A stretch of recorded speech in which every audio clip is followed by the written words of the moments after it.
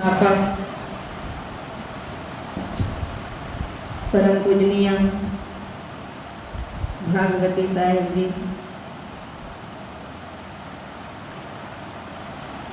वंदनीय साध्वी समाज, सत्संग प्रेमी सज्जनों एवं भक्तिमती माताओं, यह जो शिविर चल रहा है, इस शिविर में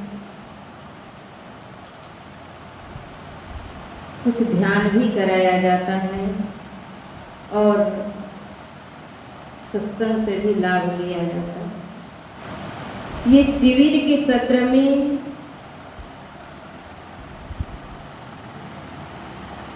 अनुकूल भोजन नहीं मिलता है तो हमारे मन को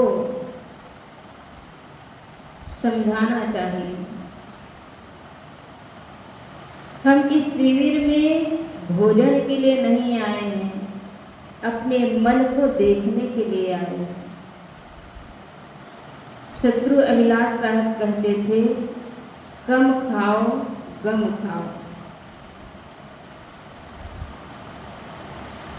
क्योंकि गुरुदेव जो कहते थे उसके पूर्व करते थे।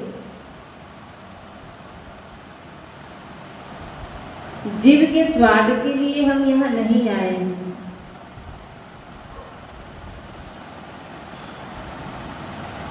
भोजन सादा स्वल्प लेना चाहिए। मन के अनुकूल सारी चीजें नहीं होती, इसी को ही तो देखना है। कहा गया है, अनुकूल वेदनी सुखम, प्रतिकूल वेदनी दुखम। अनुकूल परिस्थितियां आती है तो सुख का अभाव होता है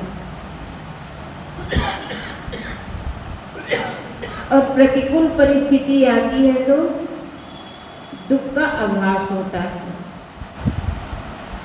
एक उदाहरण के माध्यम से समझें।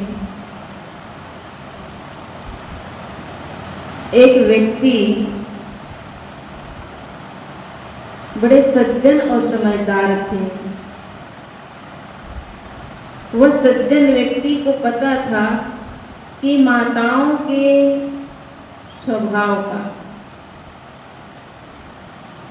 माताओं का आकर्षण गहनों के प्रति होता है।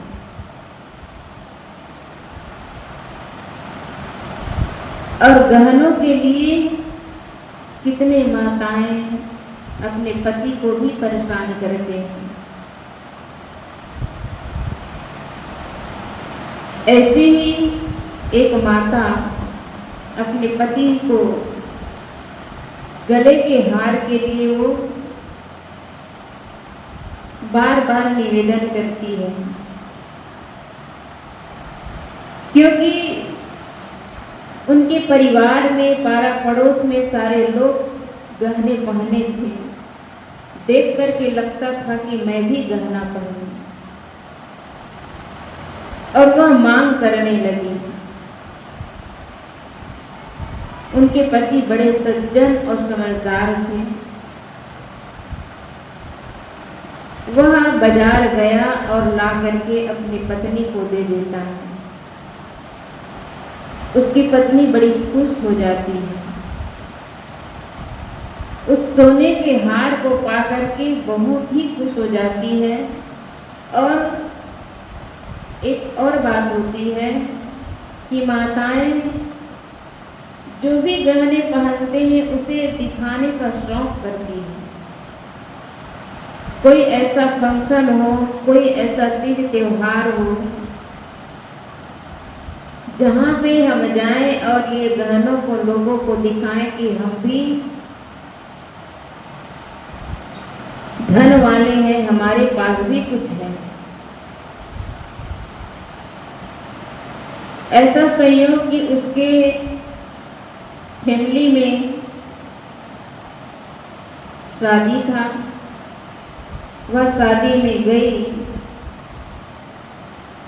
शादी में गई तो सारे लोग, सारी माताएं उनको पूछने लगे कि कितनी सुंदर आपकी गले की हार है। वह सुन करके सबको बताती थी कि यह 50,000 का हार है,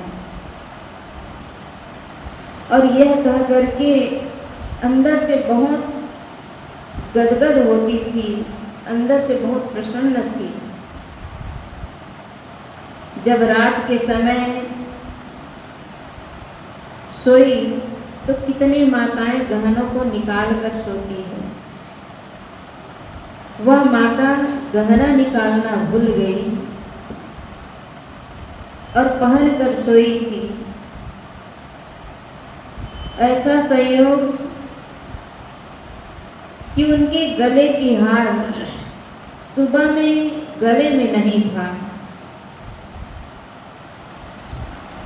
वह बड़े ही परेशान हो गई, पूरे बिस्तर को देखी, घर आंगन को देखी, गलियों को देखी, लेकिन उनके गले का हार नहीं मिला। सारे लोग उसको ढूंढने लगे।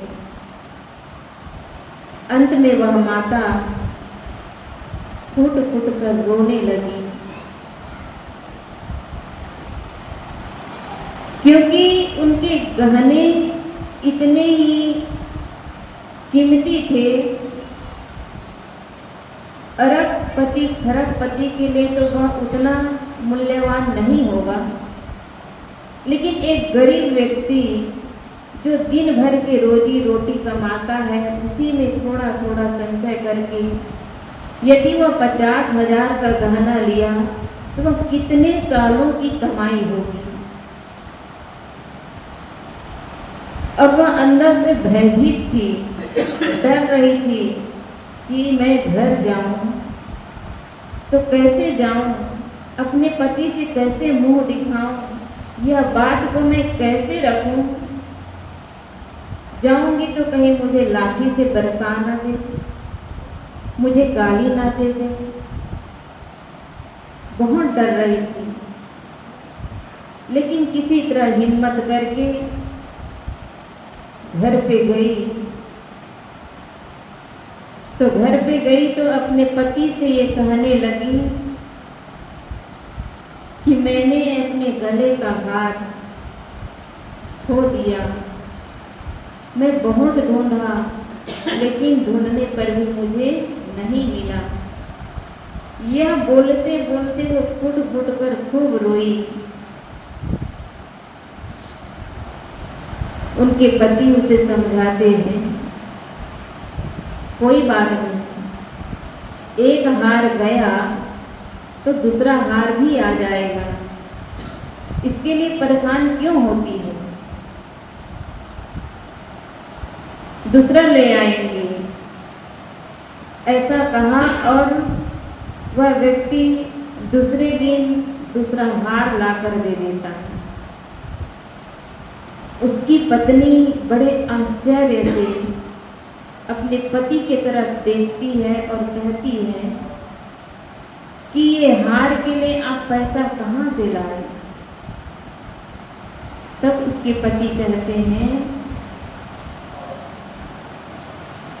मैंने जो पहले हार दिया था वह हार नकली था। वह हार क्या था? वह नकली था, लेकिन ये जो हार लाया हूँ यह असली हार है। यह है 50,000 का और वह तो 50 रुपया का। जितने उनके शरीर में दर्द थी, पीड़ाएं थी, सारा पीड़ा खत्म हो गया, क्योंकि वह 50,000 का सामान 50 रुपया का अगर समझ ले तो उनका सारा दर्द खत्म हो गया। क्योंकि वस्तु तो वही है, लेकिन हमारा जो मन जिसमें जुड़ जाता है परिस्थिति प्रतिकूल हुई तो हमारे अंदर दुख का महासागर आ जाता है। हम दुख के नदियों में बहने लगते हैं और अनुकूल परिस्थिति आती है तो हम खुशी से उछलने लगते हैं। तो ये परिस्थितियां कुछ नहीं करती, हमारा जो मन जिसमें जुड़ जाता है हम उसी में अपने को जोड़ लेते हैं। लेकिन जो विवेकवान है, जो सज्जन है, जो आत्मज्ञानी पुरुष है, वह आत्मज्ञानी पुरुष दोनों परिस्थिति में सम रहता है, क्योंकि वह जानता है कि जो भी हमें भौतिक वस्तुएं मिली है वह एक नाशवान है। हमारा जो शरीर है यह भी नाशवान है। यह बाल्य से कौमार, कौमार से जवानी, जवानी से बुढ़ापा, एक दिन मृत्यु के गोद में चली जाती है। इस परिवर्तनशील को जो समझता है तो इसके अनुकूल और प्रतिकूल दोनों परिस्थितियों में सम रहता है। कितने ऐसे हमारी माताएं हैं जो उनके साथ प्रतिकूल घटनाएं घटने पर भी वे दुखी नहीं होते। एक भजन गायिका जो छत्तीसगढ़ की है, शायद अभी भी है, उनके जवान लड़का वो भी गायक थे, लेकिन अचानक उनकी तबीयत खराब हुई और वह लड़का की मौत होने के पहले वह अपने दोस्तों से कह दिया था कि मैं ज़्यादा दिन का मेहमान नहीं हूँ।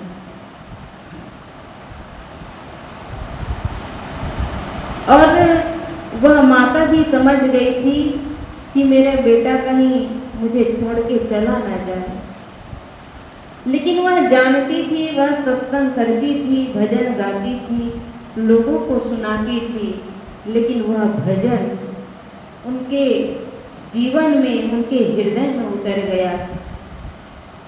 जवान बच्चे का खोना कितना दर्दनाक होता है, लेकिन वह माँ अपने बच्चे को अर्थी देते हुए, कांधा देते हुए, उनकी विदाई करते हुए वह भजन गाते गाते उस अर्थी को विदा की। क्या उनके साथ अनुकूल घटनाएं घटी थी? प्रतिकूल थी, लेकिन वह समझ रही थी कि हमें जो जीवन मिला है यह जीवन एक दिन समाप्त होने वाला है और जिनका समय पूरा हो गया उसे रोका नहीं जा सकता है। तो हम सबके साथ घटनाएं घटती है, अनुकूल घटनाएं घटती है, प्रतिकूल घटनाएं घटती है, लेकिन उसमें हम अपने को जोड़े ना, बल्कि यह समझें कि ये सारी घटनाएं घटती रहेगी। जिसका मिलन हुआ है उसका वियोग निश्चित है। तो इन बातों पर हम सबको समझना होगा। इसलिए कहा गया है अनुकूल वेदनी सुखम, अनुकूल परिस्थिति में सुख का आभास होता है, प्रतिकूल वेदनी दुखम, प्रतिकूल परिस्थिति में दुख का आभास होता है। लेकिन जो संतों से जुड़े हुए हैं, जो सत्संग से जुड़े हुए हैं, वह दोनों परिस्थिति में अपने मन को देखता है और देख करके दोनों परिस्थिति में सम हो जाता है। ना प्रतिकूल में दुखी, ना अनुकूल में सुखी। दोनों परिस्थिति में सम रहने वाला इंसान सदैव सुखी ही रहते हैं।